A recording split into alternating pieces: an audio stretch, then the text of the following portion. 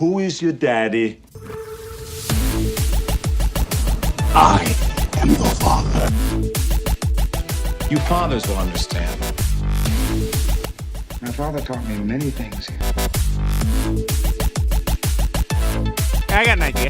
How about you all sit there quietly while I make dad noises? There we go. We're broadcasting to 0 viewers. Let's do this. Woohoo! You know, last week we actually broadcasted live and had 5 viewers while we recorded. Really? Yeah. 5 viewers. Cheers. As you guys can Thanks. As you guys can see, I've got we're sponsored by Dunkin Donuts. And we're legit now. I think I'm actually not sure what the colada or something like that. Anyway, it's basically an iced coffee milkshake. It's delicious.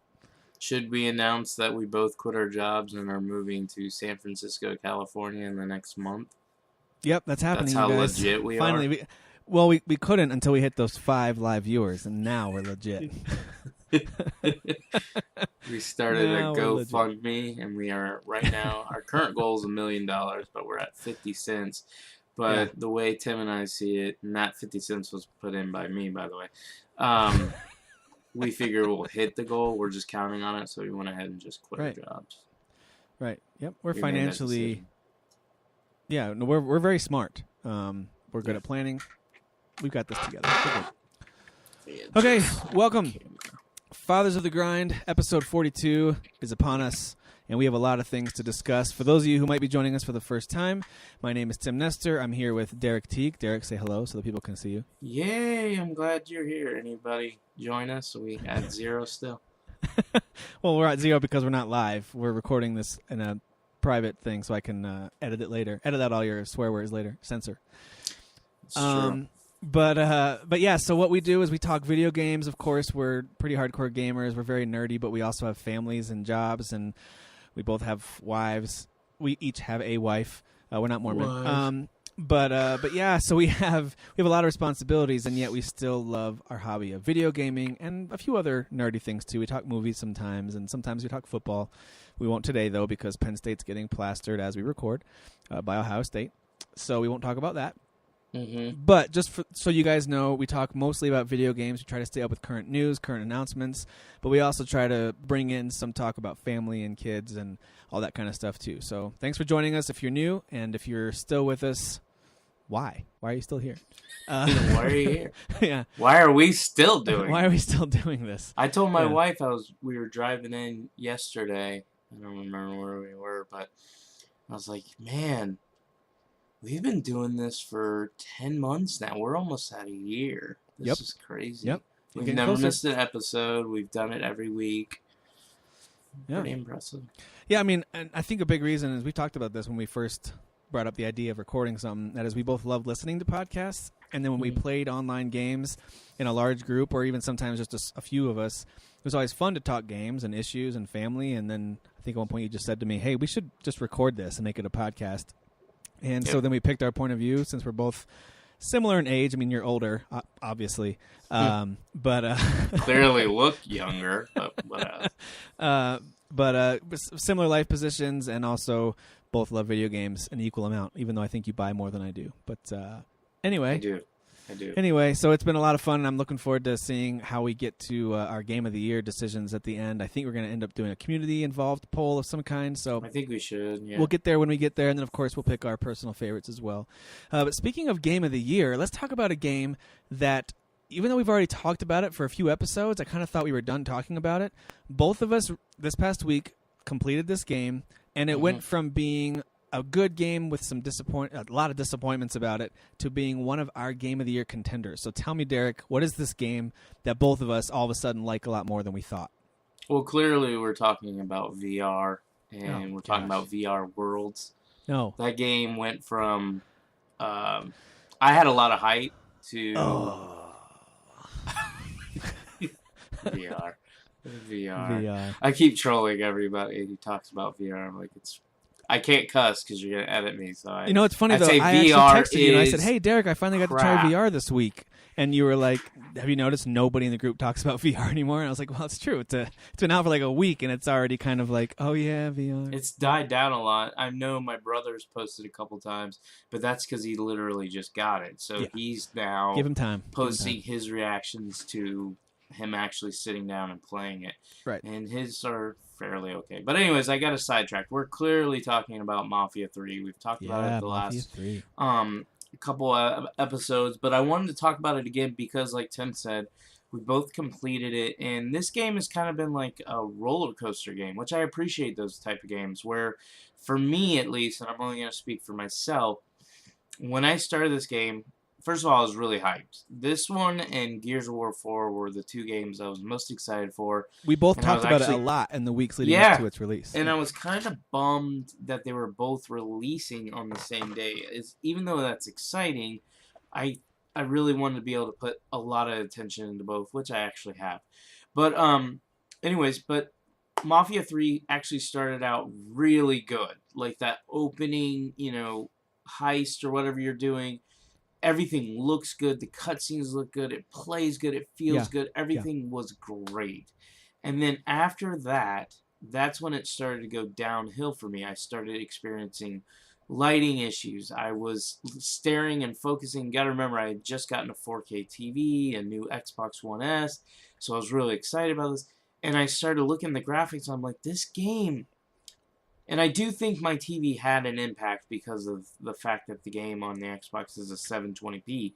The game. Well, I actually have insight for you on that in just a second because I had the similar experience. But continue. I was like, this game is just ugly. It's repetitive. I went on like that downhill slope. I was going on the downhill part of the roller coaster where I was just like so bummed out by this. This is such a letdown. But many people in the group were loving it, and I was like, well, I don't hate it, so let me keep playing it. And let me just say, it finished off probably about halfway through every single, when I really started just focusing on the story missions, every single story mission was amazing. Not good, amazing. Yeah. And then all the little side things that you do that all the reviewers, like the press reviewers talk about, get repetitive and annoying. I just saw a head pop in. Yeah. My wife came down here. I'm sorry to interrupt you. We'll get back to your thoughts in a second. She came down here. She's trying to repair this tragically destroyed book of one of my kids. That was our drama, why we delayed recording tonight. And so she gave it a new cover. It looks all nice. She came down here to staple it. This is kind of where the kids do their crafts type stuff. And the first thing she did when she looked at me, she went like this. I was like, I didn't stink it up. It doesn't smell in here. Apparently it does. Apparently it does smell in here. So anyway, that was her saying hello. That's just your regular odor. Yeah, that's just my natural scent. That's your man scent. But like I was saying, real quick, just it finished off amazing. But the little like repetitive missions where you're going to areas and you're basically trying to take an amount. Let's say it's 100,000. You're trying to get it down to 0. And you're trying to upset lieutenants and bosses to get them, to kind of get you noticed, to draw them out so you could kill them. So it all, we've talked about this in the past, it all makes sense. But at first it was kind of getting repetitive because of the whole stealth element. But this past week, I stopped doing stealth. Unless the odds were completely stacked against me, I have a sweet, sweet silencer pistol. Yes. And I was using like a scoped rifle. Like a really highly, it ended up being like a sniper style scope, like really, really magnified. But it was a rifle, and it wasn't just like a sniper rifle. It actually had a good rate of fire. And I started using those two weapons, and was basically able to just go through every story mission and even most of the like, interrogations and all that stuff without boring myself to death with stealth. Yep. Yeah, and for the most part, that's fun, although the AI crops up every once in a while when I'm like, well, yep, they're really dumb. Like, no one would actually stand up from behind their cover and slowly walk towards you with their shotgun, just unlowing at where you're hiding behind cover. Like, they would try to flank especially you, when they know where you're at. They know, like, if they don't know where you're at, I get it. But if they know where you're at, and they did, they were just, some of them, not all of them, some stay in cover, but most AI was just like... It's funny, there's a few firefights where they flanked me and like they were being really smart, and I was like, all right, Mafia 3, stepping up your game. But then for the most part, they they would just come in through a funnel. Like I could just, if I could find an environment in an alleyway or in a building where I could have them funnel through a door, then I could just I could even have a non-silenced machine gun and just unload on the door, and they would just keep walking in there like, hey, there's a dead body, and they would just kind of walk over there. So the AI never really got better, but my experience got better, just like you described. It definitely got better as the game went along. And after I decided to let go of some of the side stuff, I didn't care about any of the collectibles. You know, you can collect Playboy magazine, Hot Rod magazine, album covers. You can collect all the paintings, and you can. I just forgot about all the collectibles. I forgot about all the side missions where you can run, you know, these drug runs and stuff or stealing cars or whatever. I didn't care about any of that. I didn't want to do any of that stuff. I just did those main gold story missions, and I had a blast. I finished it last night, and I loved it. Yeah, so it ended on a high note, not just because of the story, but just that was a high note, but it was just everything. The missions, the world, everything. And so I also didn't have any, like, technical issues as far as the game freezing or booting me out. Not until actually literally at the end. After I had beat the game and it's supposed to like load you back into the world, it booted me. And I was like, oh, well, you saved it for the best time because I'm done with you. Yeah, I've heard of people having some freezing up and you know, locking up issues. That happened to me one time where the game crashed. It didn't lock up. It just crashed. You know, the blue screen, and it tells you, do you want to send this issue to Sony, whatever. And so that happened to me once. And when I loaded back in, I had that lighting issue on my TV, and I've got an old TV. It's not a very nice. It's an HD TV, but it's not very new. And so I know that I don't have any HDR, none of that kind of stuff. So I assumed my lighting would always be pretty decent because I thought maybe some of the newer sets were giving the lighting the issues. But I had that same weird gold glowy sheen to everything until I went outside and the lighting kind of reset itself. And then I went back in the building and then everything was fine again. So I saw exactly what you took a screenshot of. Even on my PS4 and on my old school TV. So it wasn't just you. I just wonder if maybe someone with the newer TV, something with the lighting. I don't know what it was. It could have just been a random bug that kicks in for some people at some times. I don't know. But it happened to me once. It didn't break the game experience. It kind of reset itself. But I totally agree. And actually one of my favorite moments in that game, because I think the story is great. I mean, if we end up doing a best story category, this one's going to be up there for best story. I think we should really, not to cut you off, we should really blow up our like the whole month of December should just be shows with game of the year topics. Yeah, where we build up like smaller categories. What's your top 10 games and what's your favorite? Like, we could do like smaller categories in the weeks leading up to the major game of the year pick. That's what I'm saying. Yeah, we should. Yeah, I like that idea. And so as you're driving to the final showdown, I won't give you any other details on that because in case you play it, I don't want to spoil it for you.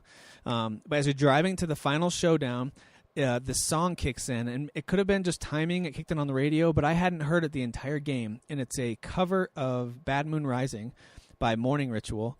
And apparently this song was also on the Walking Dead soundtrack a couple seasons back. I didn't know that. But, man, that is a cool song. Bad Moon Rising is a pretty classic song. Most of you would recognize it. You've all heard it before.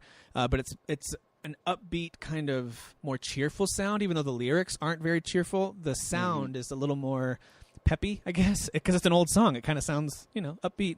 But they really slow it down. The singer's got a really deep voice, and it's just awesome. It's a great vibe as you're driving to that final location. You know what you're going to do.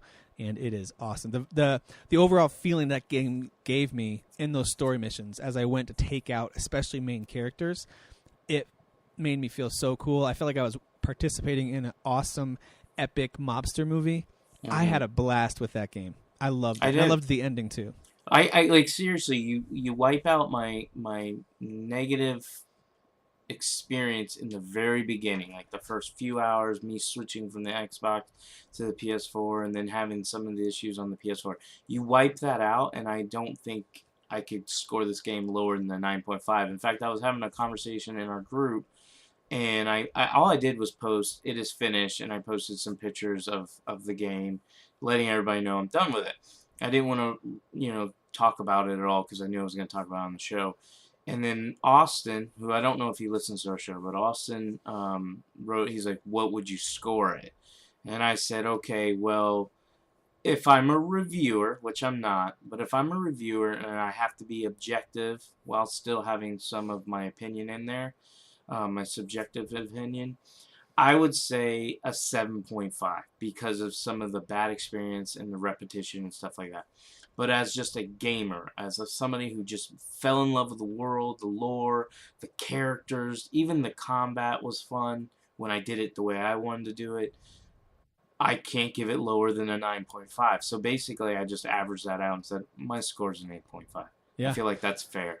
And I think that's a great score. I think anything in that 8 and above range, which is where I would land it too. Probably. Well, I think the low last 8. show I said I would never give it above a 7. That's right. You did. So say that's that. how much Yeah. it changed. Like I was like, no, there's no way I would give it above 7. But then that last, I want to say, I don't even know because I got so lost in the game. But probably the last 10 to 12 hours and all those story missions just taking you from one area, I felt like I was really a gangster hitting. I don't even know how to say this right. That's how ungangster I am. But going on hits and taking out these big time bosses, and it was awesome. I loved it. Yeah, it was very cool. I'm with you. I think it definitely deserves to be considered for Game of the Year. If you haven't played it, I can recommend it with a couple of caveats. It is very violent. They don't shy away from a lot of adult content. I mean, it's a rated R movie in game form. So if you're averse to any of that kind of stuff, with most of our listeners aren't, then you can stay away from it then. Also, they don't shy away from the racism conversation. We talked about this with Nate Bacon a couple weeks ago. You and I addressed this, I think, last week. And I think they do some awesome things there where they kind of open your eyes a little bit to how people were treated. Everything from the way the police... the way people treat you on the streets to the way the police call in the crime reports, depending on what neighborhood you're in. If you're in a poor neighborhood, they're like, yeah, take a statement if you can, but, whatever. If there's anyone in the neighborhood, please go check it out. Or if you're in a rich white neighborhood, they call all units, to come and stop this. Yeah, it's like right away. It's yeah, so those little touches, I think, made me feel like I was really in the South in the 60s. And I know it's not what it's really like. I mean, it was still very... glorified and very kind of video gamey and very video gamey, right. So very cool, liked it a lot, and now I'm moved on to Gears Ultimate Edition, which I'm now in Act 5. Oh, I'm you're having fun with that too. Yeah, so I'm enjoying that game too. But you know what? We got to skip past all this. I know we're playing games, but we've got to get to the important news. This past week was full of announcements, and we need to jump right in because this is going to be our main topic. Yeah, we need to talk about the Nintendo Switch. So Nintendo finally revealed their next console, and I wanted to give some thoughts that I had, that my kids had, but also hear some from you. And I wanted to let you know, I don't know if you showed it to your kids, but I showed the trailer to my kids, and dude, their eyes lit up like as they watched the way the guy was playing on the screen, and then snapped the controllers in and pulled it out, and basically took an iPad with controls on the side with him on the go. All my kids were like, I want a Switch, like they were all super pumped about it. Not saying I'll get it for them. It's very expensive, but it does appeal to kids, even though the advertising was not targeting kids. It was targeting like college age, young adults, millennials, essentially, is who they seemed to be targeting with that advertisement. But kids definitely, at least in my limited experience. Well, if they're advertising to millennials, then they should be advertising that it's free. Entitled bastards. Here's a console handout. So anyway, I showed it to my kids. They loved it, and they liked the idea of it at the very least. And so when I do get it, and I'm going to go ahead and spoil the question you're going to have for me later, I am 100% planning on getting this thing. I know it's going to be a great thing for trips as well. Mm-hmm. Put it in the back, give the kids each a controller, let them play some Mario Kart. Tell them I'll break all that when you go on a business trip. When I go on a business trip, take it with me. Yeah. So let's talk about this kind of piece by piece if we can. Okay. Wanted to give you some reactions that I saw online. I'm sure there have been more, but two stood out to me. One was Phil Spencer from Microsoft was asked on Twitter what he thinks about the Switch. And so his tweet back in response was, I'm always impressed with their ability to state a bold vision and build a product that delivers on that vision. So Phil Spencer continues to be likable on all fronts. He does not shy away from praising the competition. But I think there's some legitimacy there. That wasn't a PR statement. That was Phil Spencer responding off the cuff to a Twitter question. So I really do think he believes that. Of course, Cliffy B had to chime in and say how he went to Xbox with this type of idea and they rejected it. Cliffy B is such a loser. Like every time something comes out, he's like, "Yeah, I took that in and was trying." Okay, cool. Bye. You're dumb.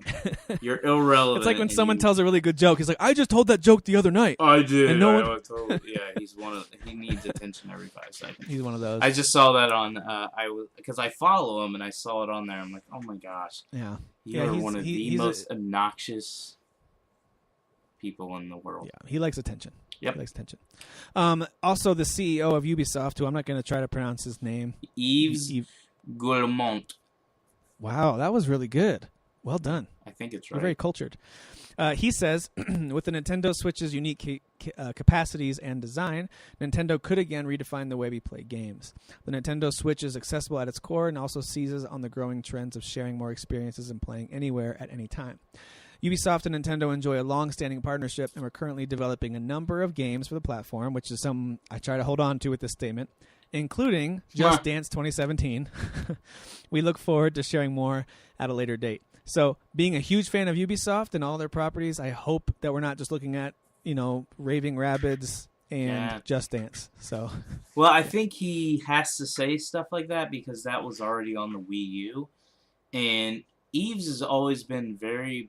I don't know why. I don't know if he has stock in Nintendo, but even when the Wii U came out, Ubisoft was, like, the biggest supporter. Like, they were the ones putting, like, first-party games on the exclusives on the Wii U, right. And we talked about this a few weeks ago, how they did that and then kind of took it back and put them on different consoles because the Wii U failed.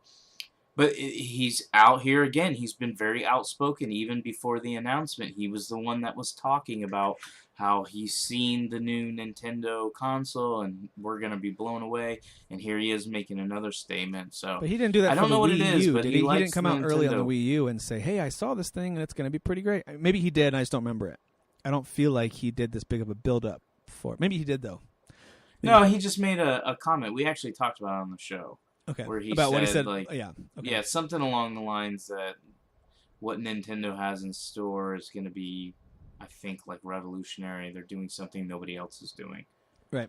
I think we saw that. Yeah, so he does have a penchant for making big statements to kind of over support almost, but that's what I feel like.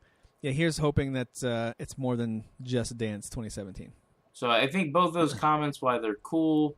And I do love Phil Spencer, and I do respect him, but this is kind of expected from Phil. Yeah. And then, like I said, this is nothing new from Yves with Nintendo. All right, well, let's talk about what we think, because the listeners don't care about Yves or Phil. They care about the D-Man. And we're not talking about Dan Phillips. We're talking about the original D-Man. Is that... We're going with D-Man? Is that... Yeah, we can call me D-Man. Okay, all right. D-Man. All right, D-Man. No, don't. You cannot call me D-Man because you're a freaking nerd. But other people can that are cool. All right. All your cooler nerd friends. Got it. All right, so let's just kind of go piece by piece here. One of the first things they revealed about this system in that trailer. If you guys haven't seen the trailer, pause right now and go watch it because we're going to talk about pieces of the trailer. It's about 3 minutes long. It's really good. What if I haven't? What do you think about the name? That's one of the first things they revealed about the Switch was the Nintendo Switch, and the little logo came snapping into place. What do you think about the name? The logo is cool. The name makes sense, but I still don't like the name. Like, I understand, so it's not like I'm going, Nintendo, you're not making any sense. Like, for instance, the Wii and the Wii U, to me, never really made sense. More so the Wii U. The Wii kind of does, when you look back on it, something brand new, and the two little eyes looked like the remotes. Yeah, I guess, yeah. So you could make an argument that the Wii had reasoning behind it. The Wii U, I'm with you. Makes no sense. And like I said, Switch makes sense, because they even keep showing you, we're switching. But I just don't like the name. I don't know why. I mean, maybe. How do you think it compares to I will rumored say names this. like Focus, Duo, or NX? Okay, I like it better than Focus. I like NX more, but here's what I do like. Nobody's really going to call it the Switch except, like, soccer moms. We're going to call it the NS. And that goes, okay. I like that. I like NX. I like NS. I'm cool with that. So. Okay, all right. No, I actually do like it. I like it more than most people. I think most people are kind of somewhere between I don't like it and meh on it. But I liked it. I think it's a good name. It's memorable. The only problem is the word Switch itself is used for so many different things. So in terms of, SEO for Google, it's going to be, I guess it won't be that hard because Nintendo's so well known, but you know, the word Switch itself is not a unique Nintendo word like Wii was, or even like GameCube or N64. Those were all unique, and no one else had those. So that's the only thing there. It's not a bad name. It describes what it does. So I'm with you. It's not a bad name, but it's maybe not my favorite. Yeah. So it makes sense, but it's just, I don't know, Switch. Doesn't sound like something you would name a console.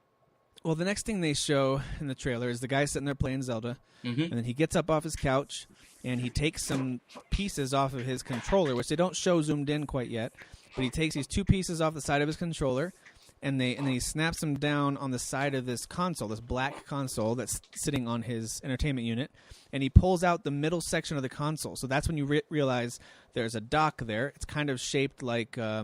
It's shaped like a Wii or Wii U, really, as a standing vertically, except there's a big chunk missing out of the middle of it where you can slide a tablet-type device in between, that big missing space. And so the 2 little controllers snap down on either side. He pulls it out, and then the game moves from the TV to what was previously totally covered up, and that's the tablet screen.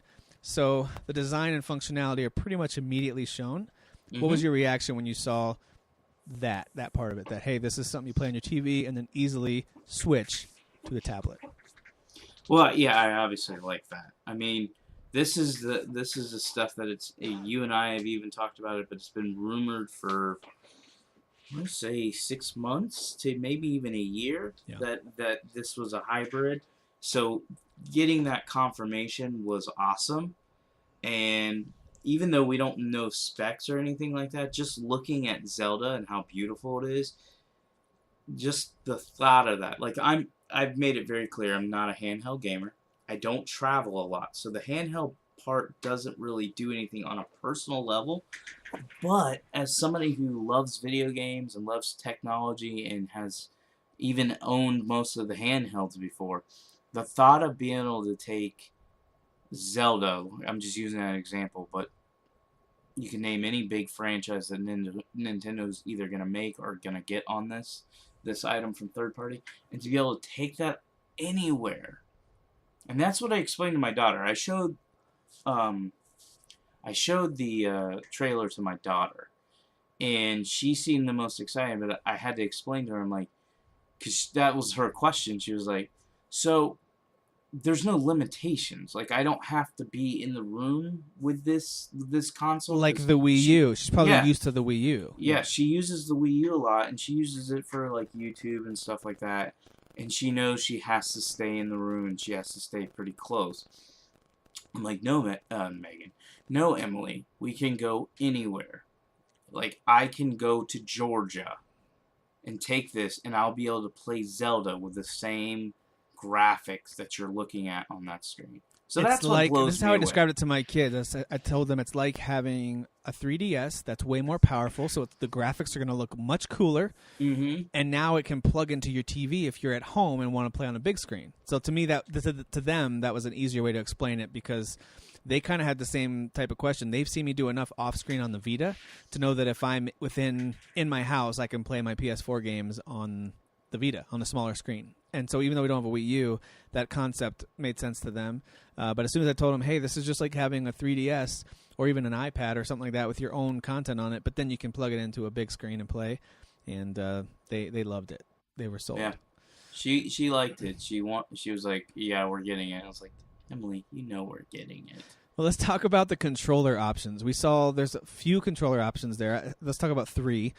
The first one is the controller the guy was holding at the beginning. It looks like almost a controller holder of some kind. It almost looks tall, like a Dreamcast controller, because the two what they call Joy-Cons, the 2 little side pieces, slide onto that, kind of snap into place, and then there looks to be some sort of touchpad or something in the middle of those, and it becomes a large kind of square-shaped controller that has all the normal controls right there. We don't know exactly what that entails. Is there a gyroscope? Is it a touchpad? We don't know all the details of that thing. It doesn't look really pretty when they show a picture of it, and a lot of people have compared it to that kind of sad, confused puppy cartoon drawing, which is pretty funny. It's pretty spot on. It is very spot on, actually. But what do you think about that before we talk about the other 2 controls? I mean, do you feel like based on what you saw there versus the 2 smaller controllers versus the Pro controller, you feel like you're going to use that because that's the way they designed it? I think I'm going to use the Pro controller. I don't think I'll use the tablet, like when you split it off and you put it on.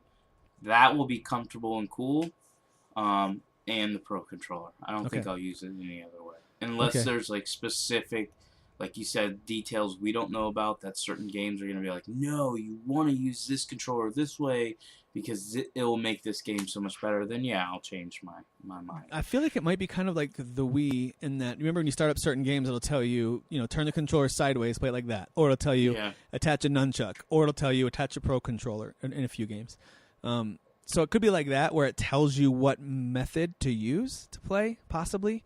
But I get the feeling that they're going for, you play it how you want to. So I'm with you. Being someone who games all the time with my other systems, I like the standard Pro type controller. But I do want to, I'll definitely try it out, however they have it set up, for sure. Let's talk about the confirmed games. You just mentioned a major one, Zelda. Zelda's a huge one. Zelda Breath of the Wild's coming out. Of course, it's going to be on Wii U as well, and I believe that's where people are given the chance, like news outlets are given the chance to demo it and play, get some gameplay experience.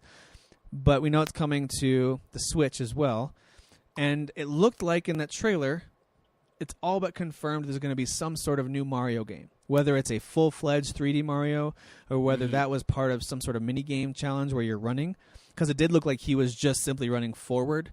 It didn't really show that he was moving in a 3D space, so who knows. But some sort of Mario game.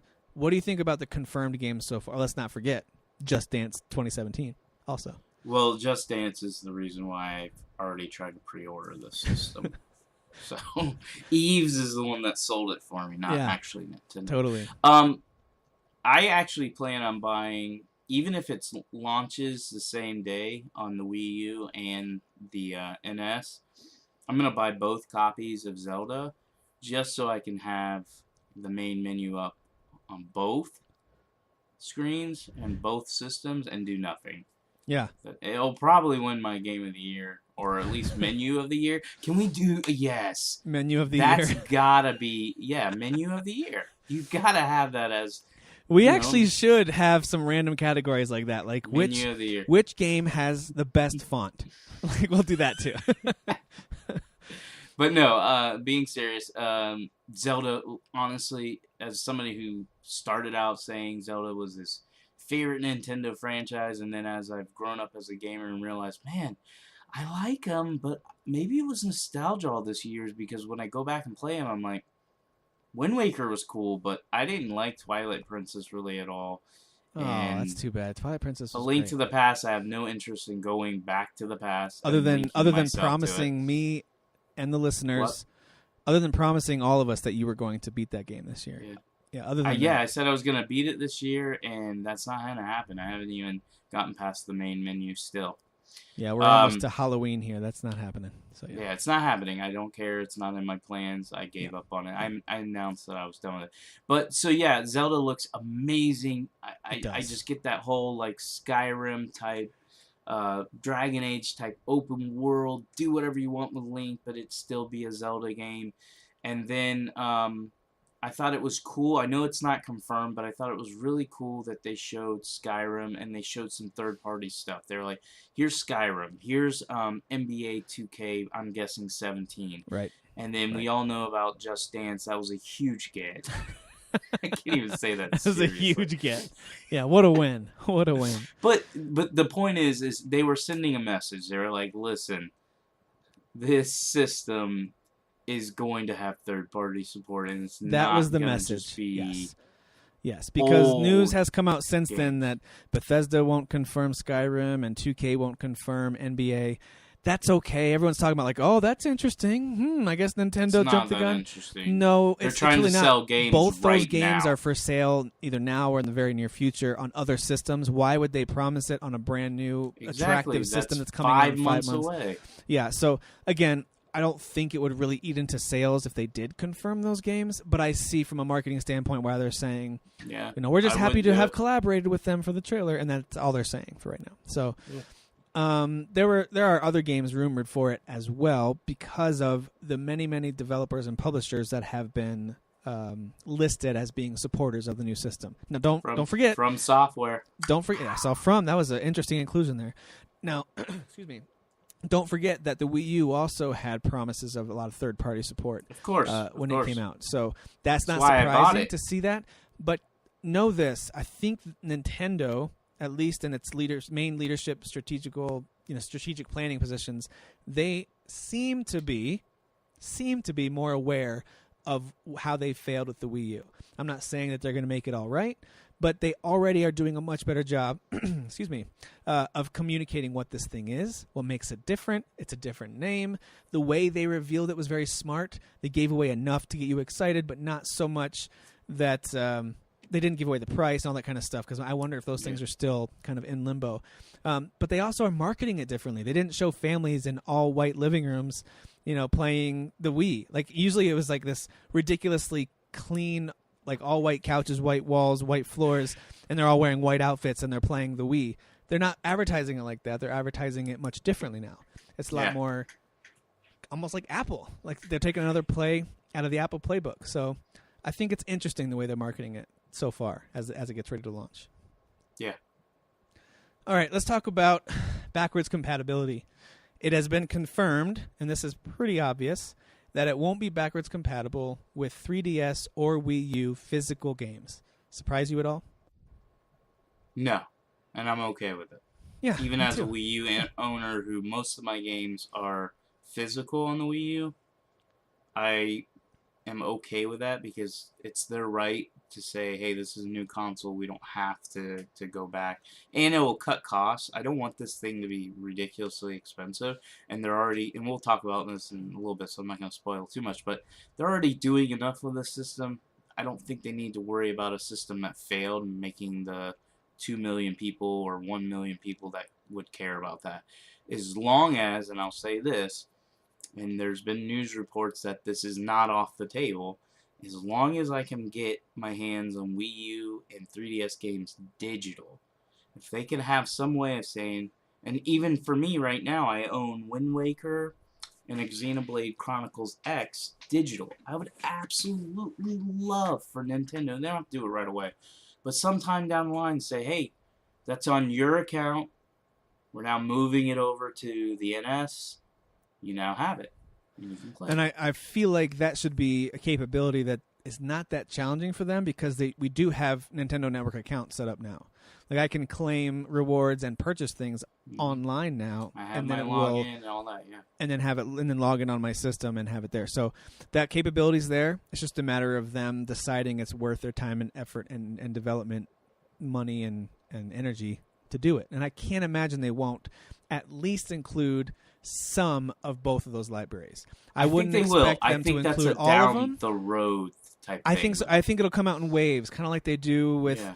some of their other virtual console games. And so I don't think we should expect full backwards compatibility ever, nor should we expect a huge backwards compatible list right out of the gate.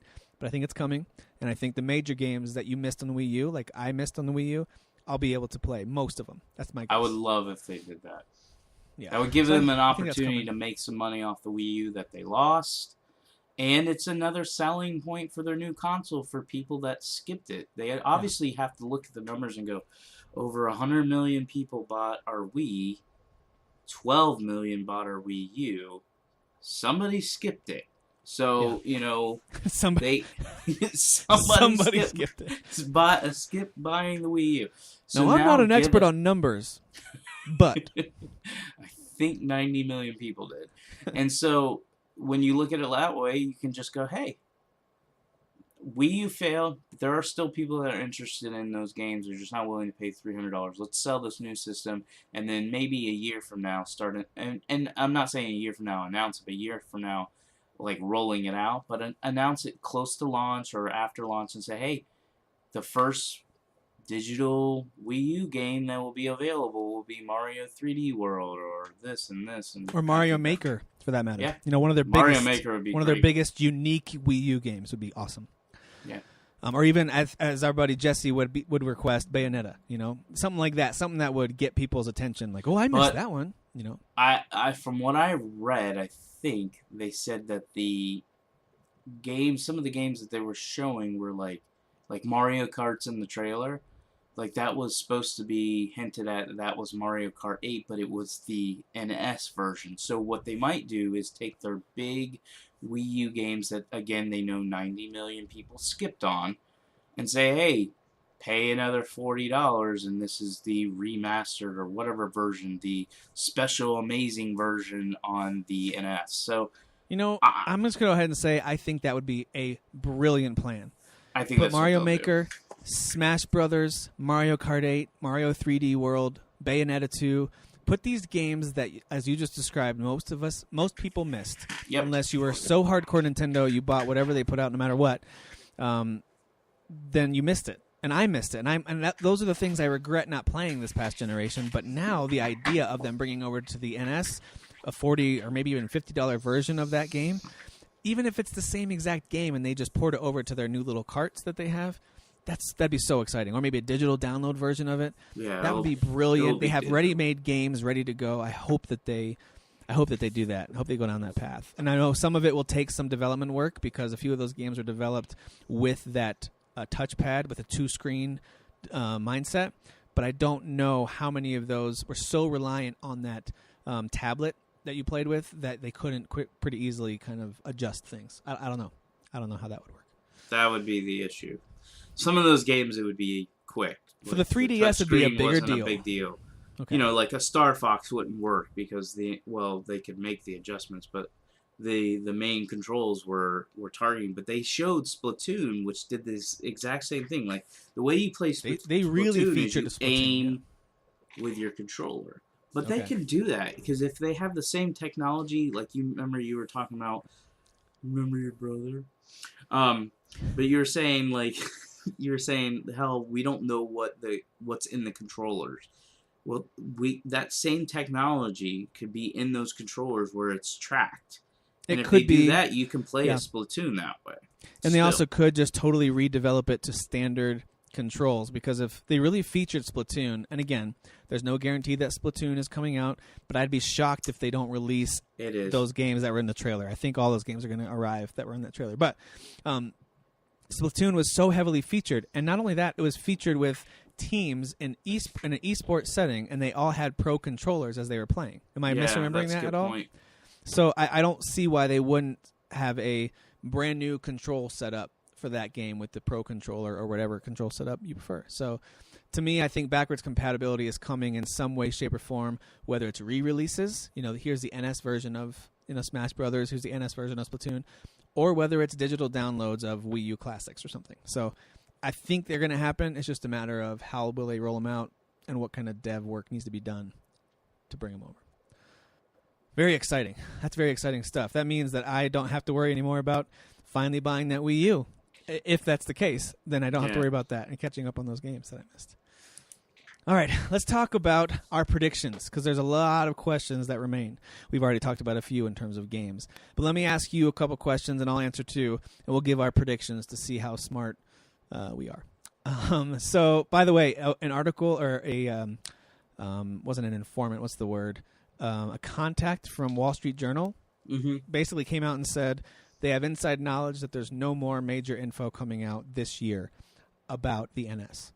So we won't learn too much more in 2016, according to this Wall Street Journal insider. See, that doesn't make sense, though, because here you are, you're announcing it. And to be honest, there was a lot of excitement. And when I went into GameStop the next day, I went in there for other business, but I figured, what the heck, I'll just see if they have it in their system and all. And I was like, hey, can you pre-order the new Nintendo Switch? And so he looks it up, and he's like, no, but I can put you on a list, and we'll call you, because he wants me to come to that store and pre-order. I said, okay, that sounds good. And then as I'm leaving, another random dude comes, and he's like, hey, you pre-ordered the Nintendo Switch? I mean, so there is an excitement there. Totally. Yeah. I have trouble believing that they could wait till January or February and be like, oh, by the way, this is $400. No, you got to get the pre-orders up. You got to get I this feel like information something out. else is going to come, whether it's a direct where they talk a lot more about Zelda and then maybe drop another game announcement, or maybe it'll be something at the Game Awards like they did when they first revealed Zelda back in the day. There'll be something else, but I don't know that it's going to be a major question that we're going to go through right now, like price and that kind of stuff, or specs. I think it's going to be something game-related. But I do think we'll learn at least one, maybe two more big pieces of news this year. I just don't think it's going to be about the unit, the system itself. I really think it's going to be like 2 months out to the system's release that we finally learn everything from the specs, or at least, some confirmation on some specs. The specs, yeah, but are you talking about price too? Yeah. How? Yeah, I guess. I don't know. Tim? I don't know, but I wouldn't don't be like the surprised. way you're I mean, running Nintendo's Nintendo wasted right this. Nintendo's wasted this much time, not wasted, but they've waited this long to even reveal what this thing is called and how it works. And we're only 6 months away from this thing coming out. Is that right? We're less than 6 months. Is it 5 months now? It's whatever. It's just under 6 months away from this thing coming out, and they just now revealed what it is. I wouldn't be surprised if they wait until 3 months before it releases, or even 2 months. I think they're going to do something, details. Either a meeting or a direct, and they're going to give us price. They're going to give us more details, and they're going to tell us some of the launch games. They have to. I hope so. They hope so. have Well, to. just in case they do announce the price, let's say this week, because I know they have a big meeting coming up this week, and there's a lot of rumors that we're going to find out more then. We'll see if that's true or not, or we'll see if Wall Street Journal is accurate. But before they get to that announcement, let's you and I make our predictions. How much will the Nintendo Switch cost at its very base level price? If you think there's multiple prices, that's fine. But what will the cheapest option to buy an NS be? Man, this is tough. I can't see it being less than $350 base. I'm going to go with the Wii model of things. I think they'll have a $249.99 option for this thing. And I think it's either going to be limited in terms of no pack-in game, or perhaps less storage.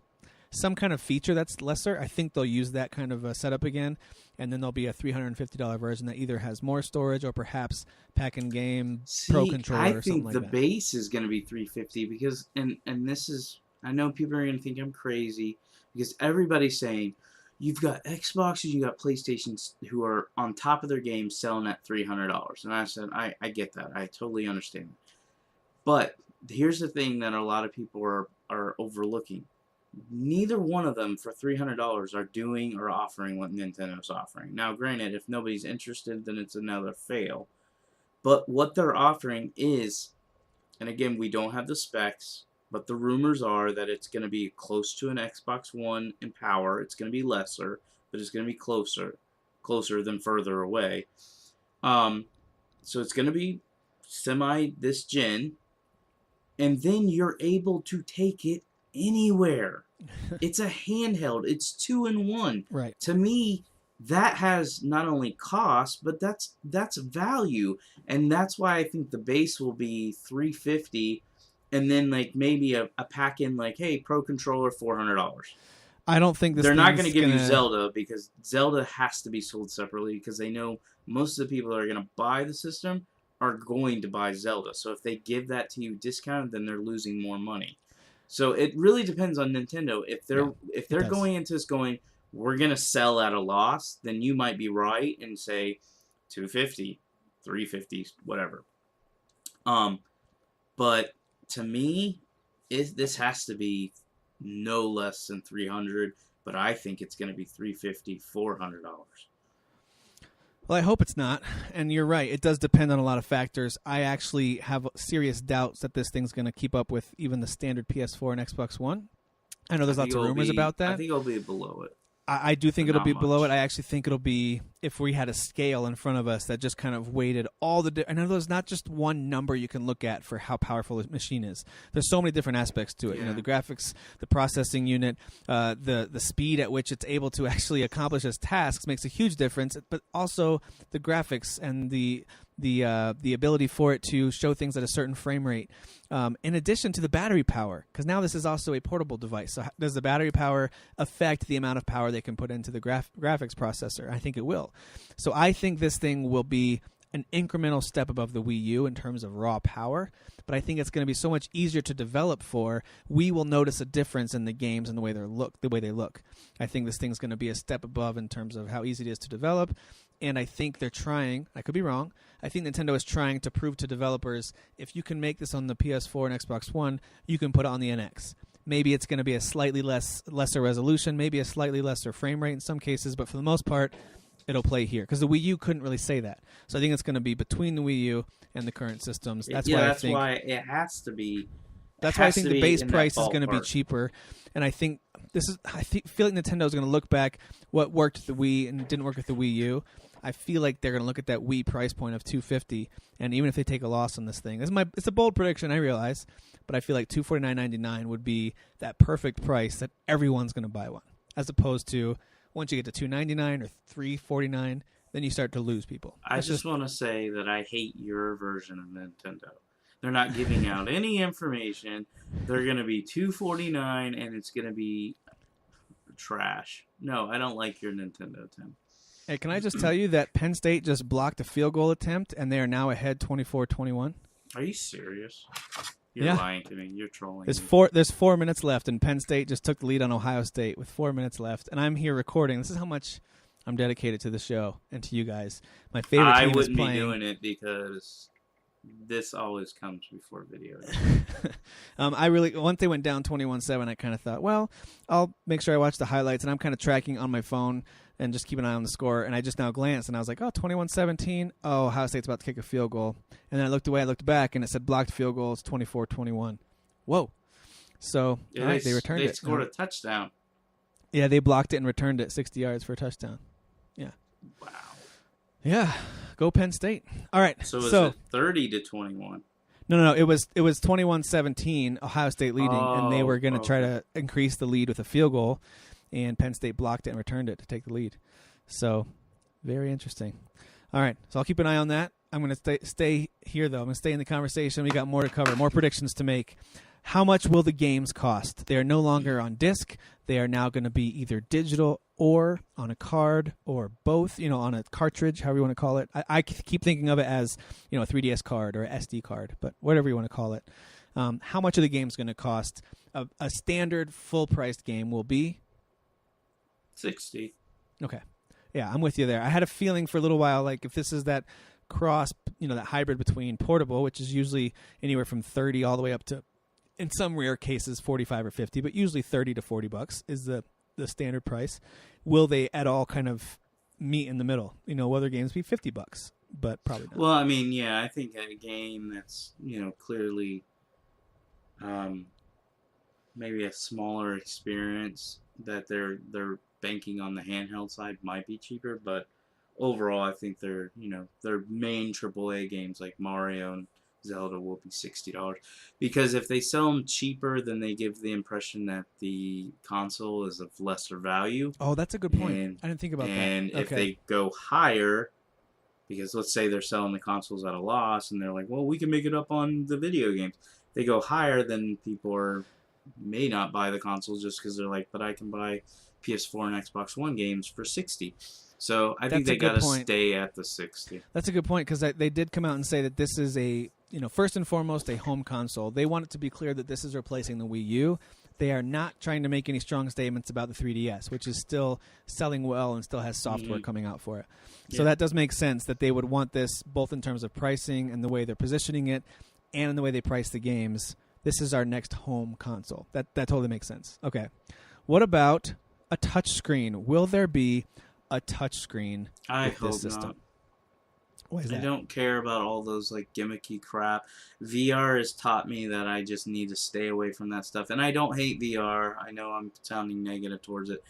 I accept it for what it is, but it's not something that I think is going to be any more than a gimmick. I mean, they might be able to come up with some games that are deeper than that, but right now, all this Switch and VR and all that, those are gimmicks.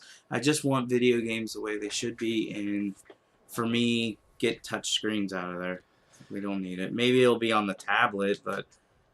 Okay. I do think that the tablet will have some sort of touchscreen capability. If not, I think that kind of puppy dog face controller where the two things snapped on the side, I think that middle piece is going to be some sort of touch pad, at least. Could be. Where you can do some sort of, whether it's a swipe, kind of like the PS4 controller has that touchpad. I think and I'll be okay with it if it's just a functionality thing to make things easier to like switch from the OS to the game or something like that.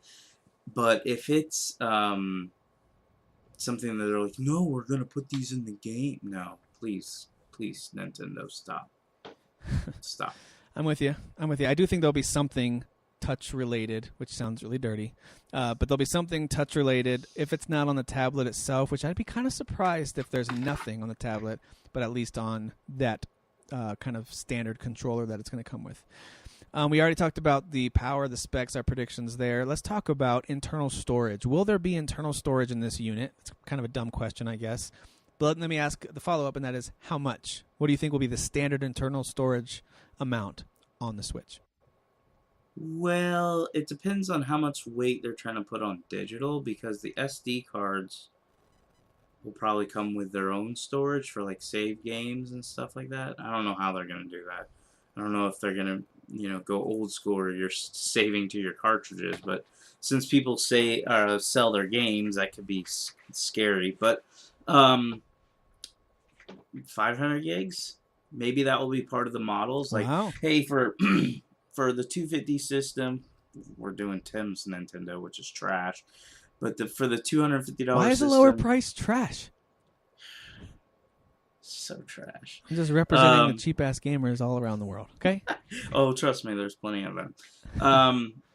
But maybe that will be like a 250 gig or a 500 gig, and then maybe the $350 model will not only come with a Pro or maybe Zelda, but also will come with a higher hard drive.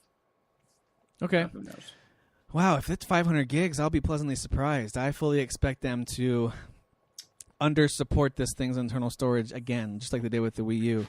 So I don't think it's going to be that. I think at best we'll get that 250 range at best. But I wouldn't be surprised if in addition to those carts holding games, there are also storage cards of some kind. So you can buy blank cards to kind of store things on as well. That's my prediction. I don't think there's going to be a ton of internal storage. There will be some, of course. I just don't think it's going to be enough. So I think they'll support external HD drives, which is great. So you can just plug it in and have your external right there. But I think they'll also support blank cards where you can put games on those. That's my guess. Yeah. All right. So let's talk about. Let me ask you one or two more questions here. Will eShop purchases carry over? We talked about the Nintendo Network ID bringing some downloads over. And that kind of lines up with the other question, what type of online capabilities will it have? But will eShop purchases carry over, yes or no? I don't know how they're going to do this, because right now, as far as I know, and I will admit, I'm confused with how Nintendo does everything. I feel like my purchases are tied to a system, even though I now have how I'm registered under my Wii U. I have that now online, and I have a rewards program and all that. But I don't know if my purchases are tied to who I am right now. So, I don't know if they're going to be able to do that. I don't know how they're going to pull that off. So yeah, I'm not sure either, because I know like if I were to go buy a new 3DS right now, and I it's brand new, so I'm setting it up with my own name. I'm logging in, and I go to the eShop. I don't think I can re-download my past purchases because I already have a 3DS that has that. I have to do instead their 3DS transfer process, where you have them sitting beside each other and transfer everything over. So I would be surprised if it's just as easy as, hey, your eShop purchases are available, but I do think they will have some sort of discounted and or free option for a select number of games. Whether it's Virtual Console, NES, or maybe even Super Nintendo games, maybe even N64 games. A lot of those, I think, will carry over in some way. I'm pretty sure the Wii U had discounted versions of Wii Virtual Console games, I think, where you could repurchase them for a lower amount. I could be wrong about that. But I think those will carry over. Anything that is DS or 3DS reliant, the two screens, the touch screen, most of those, you're going to have to get a DS or a 3DS to play those. I don't think that's going to carry over. Also with the Wii U, I think some of them will carry over, but not all. But for example, you bought Earthbound. You're excited. You got Earthbound on the Wii U. I think that will carry over somehow. Maybe you have to pay an extra $4. You know, it's the half price version of the full game or something. But I think they'll carry over somehow to the NS. That's my prediction. But not most of them. I think most of your games. Most of your games are gone. Yeah. I think they're gonna. I think and this is what, again, Nintendo has so many, like, for at least hardcore gamers, so many question marks. I do think they're gonna come up with some system going forward where everything will be linked to your account, like Sony and Microsoft do.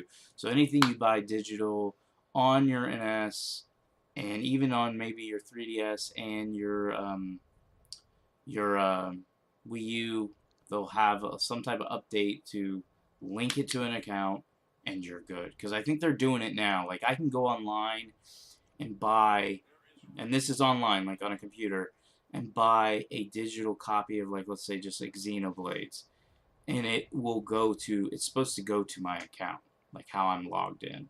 Okay. So. Okay, makes sense. Hopefully. Pray. All right, let me ask you one more question here. I'm going to skip the one about third-party support. We already talked about that because there's really nothing to discuss there. Will it get the third-party support it needs? Maybe. We'll talk more about that later. What kind of online capabilities will it have? And there's a few components to that. Will you be able to kind of get online and play with friends like you can with the current gen systems? Will you be able to do voice chat as you play games together? And will it be as robust as anywhere close to what PSN and Xbox Live have in terms of get online, play with your friends? What will its online capabilities look like? I think they're going to mirror Microsoft and Sony now. I don't think it will be as good because this will be their first time really stepping up their game in this category. But I do think that they have to. I mean, even the trailer for their hype trailer was, you could tell it was geared towards millennials, young adults, but they were also trying to get us to play together. Now, they were showing you to play together on that console, but I do think they understand, or at least I want to hope Nintendo's not this dumb, that online is very, very important. Like, I have a lot of real-life friends, but I have a lot of good friends through Facebook and even doing this podcast with you and gamers, and we connect online. Yep. I have never met Tim in person, but I consider him a friend, and we did it all online. So I think they have to step up. It's really important. It's really, really important. I mean, Splatoon and Smash Brothers, all these games. Ball game. I mean, are you watching it? I've got it up right here. Look at that. You're going to have to edit this out, but Penn State just sacked JT Barrett on 4th down. It's donezo, man. It's under a minute. There's nothing they can do. Yes! Woo! Hey, I know that Michigan took Penn State to the cleaners a few weeks ago, so the bad blood there between you and I is, for the most part, water under the bridge. It's over. Your team finally did what I wanted it to do. And listen, this has nothing to do with, like, I don't think Michigan, this is just me having a conversation with you, Michigan can't beat Ohio State. I hope they do. But I just like Ohio State to lose. Like, I don't care about the whole 1 versus 2. I care about Ohio State having no shot at a national championship. No, they sacked him twice in a row. They sacked him on 3rd and then on 4th. Penn State looked, offensively looked terrible when I was watching them earlier, but defensively. No, actually, offensively they weren't too bad. It's just the problem was they kept shooting themselves in the foot at the end. Yeah. They weren't good at passing at the beginning. They were driving and then stalling. They would drive and stall. But anyways, that's awesome. All right, get back on track. Okay, all right. Video games. All right, so very cool. Well, the Nintendo Switch sounds awesome. And, I mean, is it as awesome as Penn State upsetting Ohio State tonight? Not quite as awesome, but pretty awesome. I'm pretty excited. All right, so let's move on. We got to wrap this thing up, but there's a few other things I want to make sure we talk about. And I'm actually gonna push back to another episode our discussion of favorite Rockstar games. So we're going to talk about that at a different time because I really want to dig into that and talk about Rockstar. We can just talk about Red Dead 2. Let's just talk about Red Dead Redemption 2. We'll talk about Rockstar next week. Yeah. I think there's a lot of stuff we can discuss with Rockstar games because they have put out some epic masterpiece games. They really have. So I want to be able to dig into that a little more. But let's just talk about the other trailer this week. So we had the trailer of the week, the Nintendo Switch, and later that same morning, I mean, let's be honest, Thursday was like E3 day It really one or did. something. It felt like E3. It felt so cool. Like Nintendo Switch, Red Dead Redemption 2, even the new Wolverine movie trailer came out. If you guys are into the Marvel movies, that looks really great. And some new Zelda gameplay footage. I watched that too, where he's doing everything from hunting to just exploring to cooking. It all looks really great. But Red Dead 2 was the other trailer this past week. Let's talk about that. It was very brief. It was announced via Twitter earlier this week, where at first they changed their Twitter logo to the red Rockstar logo, and everyone knew what that meant. You know, people started flipping out. I was one of them, I'll admit. Mm-hmm. And then it moved over to the picture of the cowboys silhouetted against the sunset with no title. It just their picture they just put that picture up there, and I loved the way they did this. It was like Sunday morning, boom, Monday morning, boom, and then finally, I think it was Tuesday, we discovered Red Dead Redemption 2 coming fall 2017. New trailer comes on Thursday. And, of course, everyone got super excited. So, Thursday morning, you fired up the trailer. What did you think? Oh, I have to talk so the camera goes on me, but sorry. I'm excited for it because I beat Red Dead this year and I did enjoy the game. But that trailer is not a trailer where you're like, holy, did you see that? It was just kind of like, okay, Red Dead's coming. So, it's alright. But you're a graphics whore.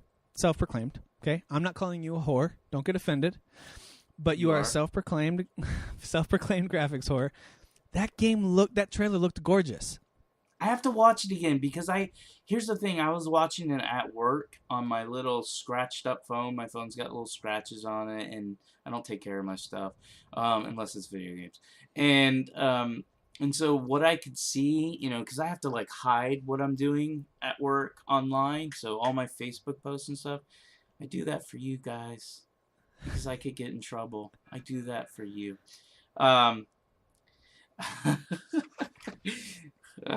Sorry, I'm distracted because I texted a big Buckeye fan. I just rubbed as you should. Just so you know, I completely approve of that interruption. That gets 100% of my approval. Dude, I am so happy right now. I love when we get to ruin another team's season. I don't know what it is. It feels so good to ruin their perfect record, even though now I feel like Ohio State's shot of getting in the playoffs is pretty much done. It still makes me feel so happy. So, Anyway, whatever. All right. So, anyway, I thought the trailer looked good. I'm just saying, like, you were asking me what did I think. It wasn't, like, overly exciting. Now, and keep in mind, I know you like Red Dead more than me. Because, and I'm not going to spoil it, but I'll tell you right now, Red Dead's not my top Rockstar game. So, I like it. And you just finished it recently, right? You went back when it became backwards compatible. Yeah, it was crazy because I knew I'd played far. I just didn't realize how far because it only took me probably 8 hours to beat it, and I probably already put 20-something hours into it or whatever when I stopped. If even 8, I think it was less than that. But yeah, so I enjoyed it, but it wasn't as... Did John Martin just send you an invitation to play on PSN? Yeah. Yeah, I just got that so too. Many distractions tonight. I know. It's brought to you by Dunkin Donuts. Oh, gosh. Dude, what an exciting week, though. All right. Red Dead Redemption 2. There's zero indication of how this game will play. We don't know if it's going to be like GTA Online primarily, or if it's going to have an awesome, adventurous single-player campaign, which I think we can safely assume. But who knows? I mean, GTA Online is killing it, and it's incredibly popular, and it's still going on. Who knows what Rockstar's thinking? But Red Dead 2 has been in development for so long, according to rumors. I can't imagine that it's lacking in terms of story, characters, single-player adventure side of things. So what I saw in the trailer was basically, hey, guys, look how beautiful this environment's going to look. I mean, think about Red Dead Redemption was a good-looking game for its time. You go back and play it now, and it looks okay, but it looks last-gen. And so when they showed the trailer this time, and it showed, the animals in the forest with the way the lighting came through the trees, and it showed that street in that kind of old western town with the people hanging out on their, the front porch or whatever. It looked really great. And then it showed the riders, speeding across the field, possibly chasing somebody, who knows. I didn't really need to know in that moment who's the lead character. Is this a prequel? Is this starring, a son or grandson of a main character from before. What's this about? I didn't really need to know that in this moment because the game is a year away. Teaser, like yes, Mass it's Effect, a teaser, right? For instance, Mass Effect has not really published anything on their new one that's, to me, a trailer. It's all been little teasers, and that's what Red Dead was.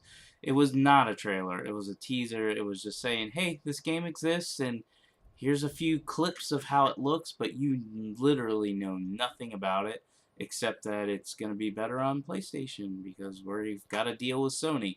Yeah. And that's it. We don't know anything else, and that's why, and we've talked about this in the past, I have zero excitement right now for Mass Effect Andromeda, not because I'm not a huge fan. I freaking love Mass Effect.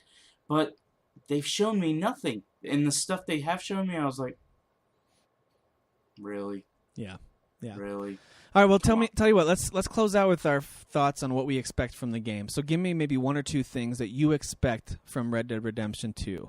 Whether it's, in terms of visuals, gameplay, characters, anything. Give me two things that you are kind of expecting for the sequel. I mean, after playing GTA 5, and I think GTA 5 is probably one of the best open world games to ever exist. I'm not saying it's my favorite because there's certain things I don't like about it. But as far as everything they do, I think Red Dead is just going to take it to the next level. I think they're going to take some of the issues with the first game and fix them. I don't know. I honestly, even though I'm not super hyped, when I just actually think about the game and what it could be, I just think it's going to be amazing. Like, they've been working on this game for years. And people were joking about, they're just going to announce it's coming out this November. And I was like, no.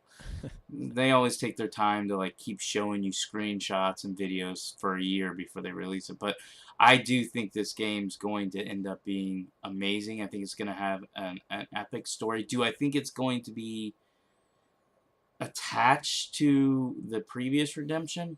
I do in some way. I know I was debating with a few people online that thought Red Dead Redemption is the actual name. So Red Dead Redemption 2 doesn't mean it's tied to Red Dead Redemption.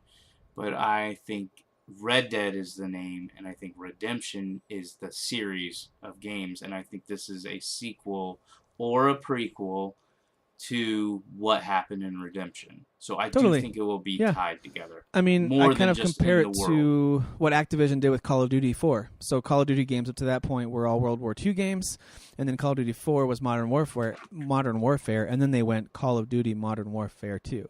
So it's kind of the same thing where it was Red Dead Revolver, and then Red Dead Redemption, from what I know, is a completely different story and slightly different setting, even though it's still a Western. And now Red Dead Redemption 2 gives the implication that there is some sort of story connection. I do think it will be a different story with different characters, but I think there's going to be some crossover. Maybe it's going to be a hero or a relative of a hero from a past game will show up somehow or another, or they'll just simply reference it. It's going to be a continuation of what happens next. Somehow they'll connect the two, but I don't know exactly how.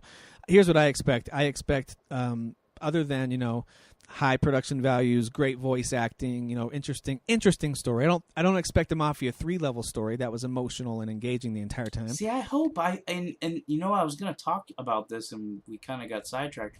I felt like Mafia 3, and this is the thing I didn't get to say, so I'll say it now, even though all our listeners stopped listening. Mafia 3 has, to me, the best open world third person action story I've ever played. It tops Watch Dogs, Grand Theft Auto games. It was my favorite, and I think they could do that with Red Dead. I think it's time to take those games to not just being, well, it's in an open world and we advertise that you can do anything in it, so it's just fun. And don't get me wrong, Red Dead had a cool twist at the end. It had an okay story, but it had a cool twist at the end. I think they could take it to the next level. I think they could get it to where with the great voice acting and scripts and stuff like that for us to care about the characters, because that's what Mafia 3 did. Yeah, it had the cool you're in a mafia movie type deal, but what it really did is it made me really, really care about the main character and characters around it. And I think Red Dead Exactly. could do that. Well, I think they did that with John Marston in a lot of ways. But I did think like Marston. I didn't care about anybody else, though. Yeah, I thought the story was interesting. I liked the way that they kind of turned things in that last act, and without spoiling anything. I don't care that the game's old. A lot of you may not have played it yet. I don't want to spoil it for you. But long story short with this, don't spoil it. Long story short with this, I expect them to take it to the next level. Grand Theft Auto 5 had an interesting story, but really what they had were intriguing characters and how they interacted. Red Dead Redemption had an interesting story, but really it had an intriguing lead character with a dark past, and you were trying to help him accomplish some things. So I expect with Red Dead Redemption 2, I expect them to go to the next level with the storytelling, and I expect that there are going to be multiple playable characters. That's what I was going to say. Maybe not 7, like it shows on the poster. Maybe 7. So either it's going to be one of those things where you pick one, and then you interact with the rest of the time. They're kind of part of your posse or your friends, but you can be any of them maybe to start the game. Maybe each has a separate storyline somehow, but they all work together. Or there's going to be some sort of switchable aspect to it, kind of like GTA 5, which is cool with me, as long as it's not overdone to the point where now I'm trying to care about and manage too many characters, and then I feel overwhelmed. So I hope they're able, and I think they will. I trust Rockstar, but I hope they're able to balance out their ambitions with whatever it is they want to do, but still allow me to feel super invested and super engaged with the character that I am. That's really what drives me forward in open world games. Either the gameplay loop has to be insanely fun, thinking like a Far Cry. In Far Cry Primal or Far Cry 4, I didn't really care about the lead character, but I cared a ton about the gameplay loop, like taking over each area and the things you could accomplish. That drove me forward. In GTA and Assassin's Creed and some of these others, I care a lot more about the characters themselves. That's what drives me forward. In Mafia 3, the character is what matters. That drove me forward. So in Red Dead 2, I'm hoping that they combine those two things, and the gameplay and characters are so intriguing that I can't help but do the next mission. So I really hope it is like a posse. I think it'd be really cool not to just be a loner, but that's one of the things, even though I don't like all the characters in Grand Theft Auto 5, I did like that you weren't some like superhero type guy who's taking on the world in this open world where everybody wants to kill you. It was cool that it was like this group coming together, the group of bad guys, but group coming together to get stuff done, heists, whatever they had to get done. We've talked about created characters before. I think both of us would agree. I don't want to create a cowboy and have the story told that way. No, if I'm really creating some sort of cowboy character, that should only be for the online mode, which is inevitable. They'll have some kind of online mode.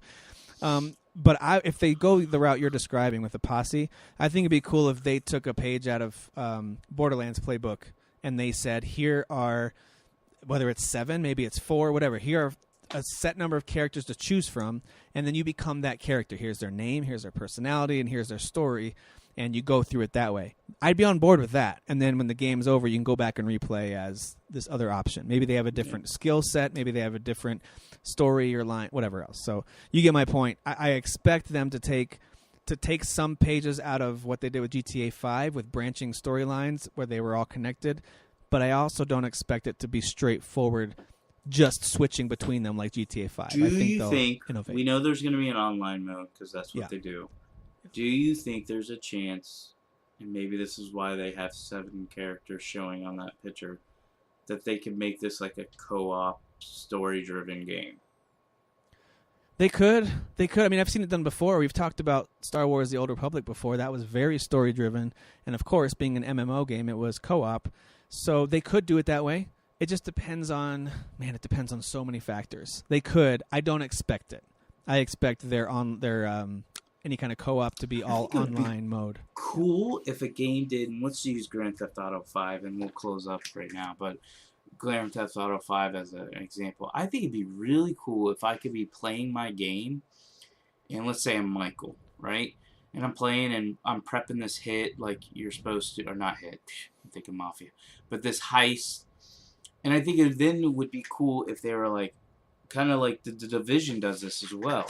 But, you know, they're different types of game. But when I'm about ready to start the heist mission, if it asks if you want to play online with others, or do you want to run it with you and the AI? I think that would be super cool if I'm like, hey, text Tim. Tim, I'm on this mission in Grand Theft Auto 6 or Red Dead.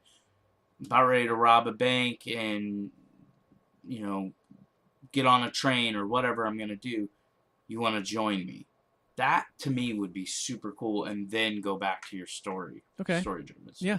So basically, it's multiplayer for certain instances. So it's you built can load in where you can just it searches. Either you can choose to play with your friend, or it can search like Division or Destiny does, and says, "Oh, these 4 players are wanting to do this mission as well, and now you guys can do it together." And then as soon as that mission's over, you go back to your story. Yeah, that'd be That's interesting. a way of combining single player and co-op. When do you think we'll learn about this stuff? Do you think it's going to be E3 until we really get the download? Roll out, but I think they're going to go. I think they're going to go quiet. I think this was just, hey guys, this exists, get you excited. They're going to go quiet for. I don't think Rockstar doesn't care about E3. They'll go quiet for 3 or 4 months, and then they'll probably start doing what they did with Grand Theft Auto 5, which I wasn't hyped for 5, so I didn't follow this as much. But they used to share pictures. They did, which I thought was and so then stupid. Man, people would do entire hour-long videos breaking down each image. It was crazy. Yeah, I was like, really, guys? Yeah. But now I'm a bigger I think fan. we'll find out another wave of info sometime this winter, but then I think the full details, like you're talking about, will it be online? Who are the characters? I think we'll know that before E3, and then by the time E3 rolls around, each of the major platforms, especially Sony and Microsoft, Red Dead will be a part of those, if nothing else, part of their sizzle reel of what's coming, But I don't think Rockstar is going to hold any, like you just said, any information to reveal at E3. That's just not how they roll. So they'll roll out their own information somehow online. Probably this winter there'll be another teaser perhaps, and then I'm guessing that sometime in the late spring we will have some very detailed information about this game, whether it's going to be through interviews or maybe a more full-length trailer. Maybe the website will all of a sudden describe and explain everything. I think we'll know before E3 all the details of this game, so people can be fully hyped for the fall. Yeah, I think it's going to come out as an NS exclusive with Sony DLC. All right, it's time to wrap it up. We've officially gone off the rails. Oh, boy. All right, well, thank you guys for listening. Listen, there's a lot more that we could have covered tonight. We were going to do top 3 Rockstar games. There were some other pieces of news that are pretty interesting. Everything from the voice actor strike to the DDoS attack on internet, everywhere, basically. The Civ 6 and Battlefield 1 reviews are stunning. So in terms of their numbers and the positive reviews they're getting, the movie trailer for Logan, there's a bunch of other stuff that could have been interesting to discuss this week, but I'm really glad we took time to talk about the NS in particular, because that's really what's got me excited right now. I'm pretty hyped for this system. So I want to hear what you guys think. Make sure you join our Facebook group, Fathers of the Grind. You could go to our website if you want, fathersofthegrind.com. You could follow us on SoundCloud. We're also on YouTube. So there's a number of ways to connect with us. But the best one is probably the Facebook group, where we can post images from games we're playing. We can make polls. We just have fun and talk video games and family in there. So jump in and join us. So that's it. That's all we got. We're going to sign off. Thank you again, Dunkin Donuts, for providing our support for this episode. And thank you again, Penn State, for ruining Ohio State's season. And making my night. And making everyone's night, really. Yep. All right. Thank you guys for listening. We're signing off. Have a great night. Woo. Who is your daddy? I am the father. You fathers will understand. My father taught me many things. I got an idea. How about you all sit there quietly while I make dad noises?